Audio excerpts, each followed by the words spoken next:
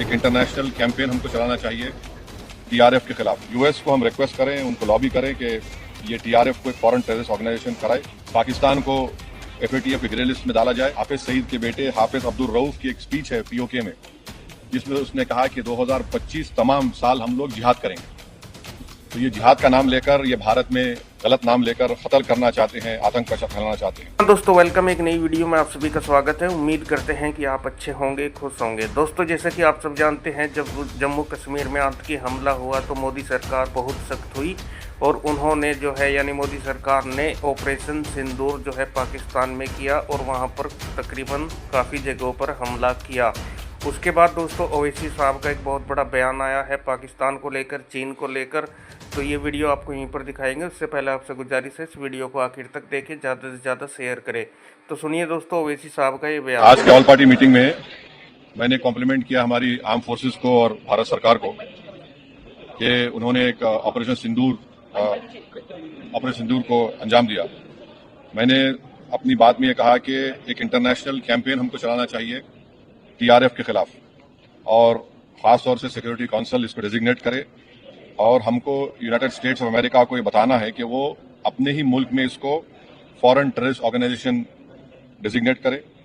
और क्योंकि आप देखेंगे फरवरी 2025 में हाफिज सईद के बेटे हाफिज अब्दुल रऊफ की एक स्पीच है पीओके में, जिसमें उसने कहा कि 2025 तमाम साल हम लोग जिहाद करेंगे। तो ये जिहाद का नाम लेकर, ये भारत में गलत नाम लेकर कत्ल करना चाहते हैं, आतंक का फैलाना चाहते हैं। तो यूएस को हम रिक्वेस्ट करें, उनको लॉबी करें कि ये टीआरएफ को एक फॉरेन टेररिस्ट ऑर्गेनाइजेशन बनाए, पाकिस्तान को एफएटीएफ की ग्रे लिस्ट में डाला जाए। यूनाइटेड किंगडम से हमने ट्रेड डील किया है, अब क्या क्या बहुत सी चीजें कम हो जाएंगी, टैरिफ कम होगा। तो हम यूके गवर्नमेंट से कहें कि वो भी टीआरएफ को बैन करें और यूके ट्रेजरी पाकिस्तान को सैंक्शन करे। यूनाइटेड स्टेट्स से हम ट्रेड डील करने जा रहे हैं और यूएस प्रेसिडेंट ने कहा कि 0 टैरिफ होगा एग्रीकल्चर पर। तो ये मोर द रीजन है कि हम यूएस भी इसको कबूल करें। अब कश्मीर में गवर्नमेंट को के पास एक बहुत सुनहरा मौका है, तारीखी मौका है कि वो यकीनन पाकिस्तान को कन्फ्रंट करें, मगर कश्मीरियों को अडॉप्ट करें। आप कश्मीरियों को खरीब करें। और खास तौर से मैंने कहा कि जो पूंछ में जो लोगों की मौत हुई, सिविलियन लोगों की, और उरी में जो लोग जख्मी हुए, जिनके घर को नुकसान पहुंचा, गवर्नमेंट उनको टेररिस्ट विक्टिम का ऐलान करे, क्योंकि पाकिस्तान शेलिंग में उनकी मौत हुई है, और सिक्योरिटी रिलेटेड एक्सपेंडिचर के तहत मरने वालों को एक्सग्रेशिया दे और सरकार उनका घर बना के दे। और मैंने कहा कि साउथ कश्मीर में गवर्नमेंट को बहुत एहतियात से काम करने की जरूरत है, वहां के यूथ को हमको खरीब करना है। और जो ऑपरेशन सिंदूर हुआ उसका मेरी नजर में सबसे बड़ा इंपॉर्टेंस ये है कि मुरीद की और भावलपुर पर अटैक होना, ये नॉन टेररिस्ट ऑर्गेनाइजेशन हेडक्वार्टर्स है। ये बहुत अहम बात है जिसको हमको समझने की जरूरत है। मिलिट्री स्ट्रेटेजी वाइज आप देखेंगे अब हमारे देश के लिए 2 फ्रंट हॉस्टिलिटी होगी, एलएसी और एलओसी पर। इसलिए कि जब 16 में उरी हुआ, 2019 में हम बालाकोट किए, आज हम हमारी 50,000 फौज गलवान और पे बैठी हुई है। तो ये 2 फ्रंट हॉस्टिलिटी को हमको देखने की जरूरत है। चाइना से हम इतना एक्सपोर्ट कर रहे हैं, इंपोर्ट से ज्यादा एक्सपोर्ट, चाइना से इतना इंपोर्ट कर रहे हैं, एक्सपोर्ट से ज्यादा हो रहा है। तो हम चाइना पर भी इंप्रेस करें कि वो पाकिस्तान को, टीआरएफ को, जितने टेररिस्ट वांटेड है इंडिया, उसको हवाले करें। और गवर्नमेंट से मैंने गवर्नमेंट से कहा कि आपने अच्छा जवाब दिया ओआईसी को और तुर्किया को हमको समझाना है कि तुर्किया पूरे विश्व में एक ऐसा कंट्री है जो अपने ही देश में जो टेररिस्ट ऑर्गेनाइजेशन है कर्ड्स, उनको बॉम्ब करता है।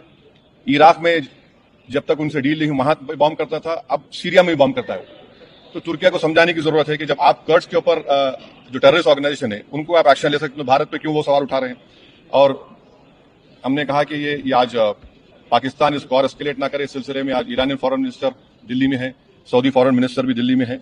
और जो देश में मैंने कहा कि जो एक यूफोरिया है, इसको सरकार को देश को और मुत्तहिद करने के लिए और देश को ताकतवर बनाने के लिए इस्तेमाल करना पड़ेगा।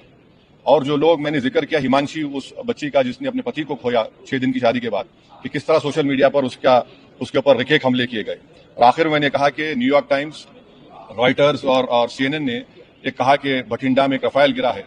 वो सही है गलत है हम नहीं जानते, मगर हमने गवर्नमेंट से कहा कम से कम इंडियन एयरफोर्स को आप कहिए कि उसको डिनाई करे, ताकि हमारे आर्म फोर्सेस का मोराल और उनके रेपुटेशन में। जी हाँ दोस्तों, जो वीडियो आपने देखी ओवैसी साहब की, और उम्मीद है कि ये वीडियो आपको पसंद आई होगी। दोस्तों अब बात करते हैं सीमा भगोड़ी की, जो हमारे देश में इलीगल तरीके से नेपाल के रास्ते आई, रघुपुरा में रह रही है। सरकार से रिक्वेस्ट है कि इस भगोड़ी को पाकिस्तान फेंका जाए। और आप इस वीडियो को लेकर क्या कहना चाहते हैं, अपनी राय कमेंट बॉक्स में ज़रूर रखें।